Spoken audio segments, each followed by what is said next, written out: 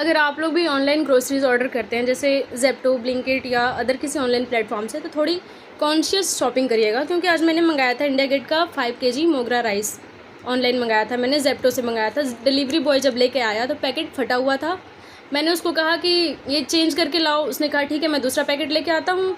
लेकिन जब वो लेके गया और वो जब लेके आया तो ये देखिए, ये फटे हुए पैकेट पर ही इन्होंने मुझे ऐसे स्टिकर लगा के ऐसे दिया था। फिर मैं जब लेके आई अपने रूम में तो इसको मैंने देखा तो ये वही फटा हुआ पैकेट था।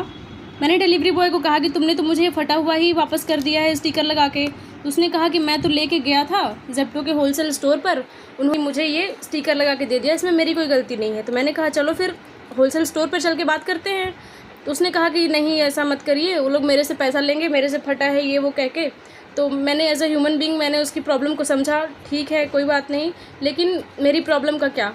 ऐसे ही मैंने एक बार मंगाया था अंजीर, उस पर कबूतर की पॉटी थी और मैंने कंप्लेन भी किया, ना कोई रिप्लेसमेंट हुआ ना कोई रिटर्न हुआ, कुछ एक्शन नहीं हुआ उसके ऊपर। ज़ेप्टो पे मेरा भरोसा है इसलिए मैं बार बार सामान मंगाती हूँ वहाँ से। इसका मतलब ये तो नहीं है कि हमें गलत प्रोडक्ट दे देंगे, एटलीस्ट कम से कम रिटर्न और एक्सचेंज का तो ऑप्शन रखो। तो मैं इस कंपनी के कोफाउंडर आदित्य पलीचा सर, अगर आप तक ये मेरी वीडियो पहुंच रही है तो मैं आपसे बस इतना कहना चाहती हूँ कि मैंने बिज़नेस स्टडीज़ में पढ़ा है कि कस्टमर इज़ किंग।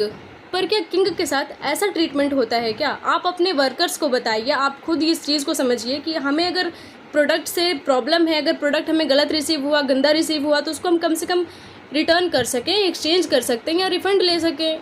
इतना तो होना चाहिए कंपनी की रिस्पॉन्सिबिलिटी।